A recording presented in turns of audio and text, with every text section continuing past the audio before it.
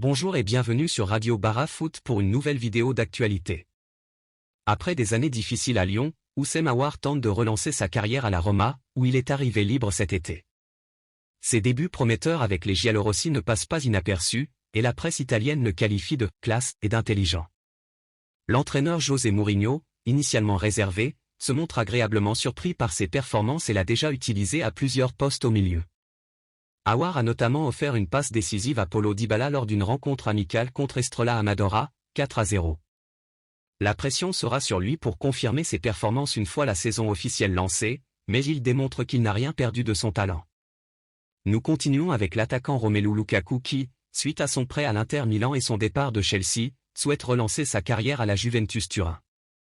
Cependant, les deux clubs n'ont pas encore trouvé d'accord pour son transfert.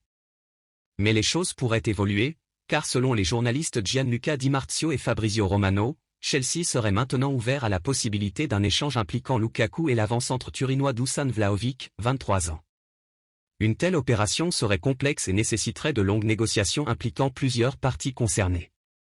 En Espagne, Ferland Mendy, le latéral gauche du Real Madrid, a été blessé lors du match amical contre le FC Barcelone, défaite 3-0, samedi. Il souffre d'une lésion à la cuisse droite, ce qui constitue un nouveau coup dur pour lui. Selon la presse madrilène, Mendy sera indisponible pendant 2 à 3 semaines, ce qui signifie qu'il manquera au moins le déplacement à Bilbao le 12 août, pour le compte de la première journée de Liga. Nous restons en Espagne, où en raison des contraintes financières imposées par le fair-play financier de la Liga, le FC Barcelone devra rester prudent pour compenser le probable départ d'Ousmane Dembélé au Paris Saint-Germain. L'entraîneur Xavi, grand fan de l'ailier français, réclamera probablement un renfort de haut niveau, mais la direction devra trouver des solutions créatives.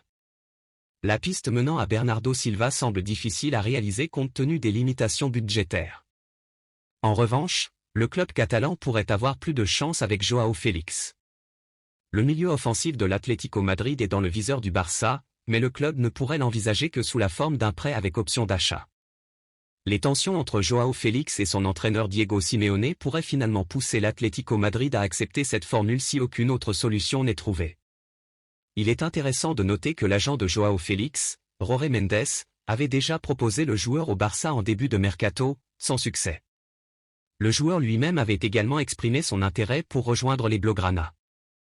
Nous terminons au Bayern où Sadio Mané, 31 ans, 25 matchs et 7 buts en Bundesliga pour la saison 2022 à 2023, est sur le point de s'engager avec Al Nassr, mais ne souhaitait pas quitter le Bayern Munich. L'attaquant sénégalais avait l'intention de rester pour se racheter après une saison difficile en Bavière. Ça me fait mal de quitter le Bayern, a confié l'ancien joueur de Liverpool à Sky Germany. J'aurais aimé une autre fin. Je sais que j'aurais pu aider l'équipe cette saison. Je voulais le prouver à tout le monde.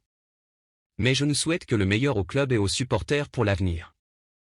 Malgré son désir de rester, Mané a été poussé vers la sortie 1 an après son arrivée au Bayern Munich. Rappelons que Sadio Mané a franchi avec succès sa visite médicale avec Al Nassr. La signature de son contrat est prévue pour ce mardi.